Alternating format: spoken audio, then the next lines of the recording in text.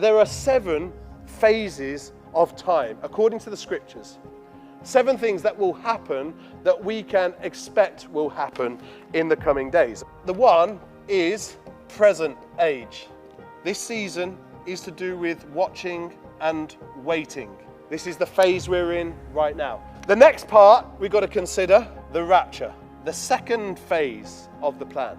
The word rapture isn't in the scripture, but we can see the principle in the scripture. And next week I'm going to explore that more. You may have different thoughts and theology around where you think this happens in the scope of the return of Jesus. And that's acceptable, providing that your opinion and conviction is formed on scripture and not just of what Barry says on YouTube, okay? Third part of the picture is the tribulation. Some of you may think the rapture happens before the tribulation, during the tribulation, or after the tribulation.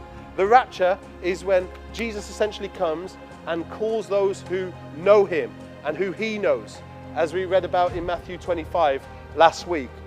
Jesus comes and calls them to be with him. The tribulation is 7 years of trials. So the tribulation spoken about in Daniel, Matthew, and Revelation. Then there's the fourth block, the return of Christ. And some of you might think, well, isn't that and the rapture the same thing? Well, in some people's mind it is. But in this scenario, if the rapture happens before the pre-tribulation, there's a sense of us meeting Jesus in the air, which is a biblical thought, by the way. If that doesn't happen, if there's not a pre-tribulation rapture, then Jesus comes to get us at the same point he returns to the earth, okay, for his church. So in both scenarios, the good news is Jesus is coming for you, if you know Jesus. Okay, that's really important, if you know Jesus. After the return of Christ, the millennial reign, 1,000 years, where Jesus rules the earth with his church.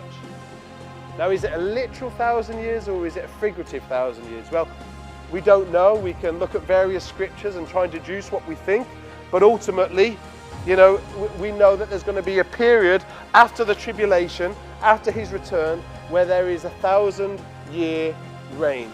After that, there is the final judgment, where ultimately the great white throne that's spoken about in Revelation 20, verses 11 to 15, the dead are raised and the books opened, and those not found in the book of life are cast into the lake of fire, and justice is complete and evil is finally ended. Can I get a whoop whoop?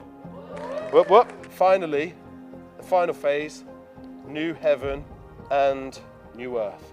This is kind of like a zoomed out picture of the various components that we have to consider when we're thinking about the end times.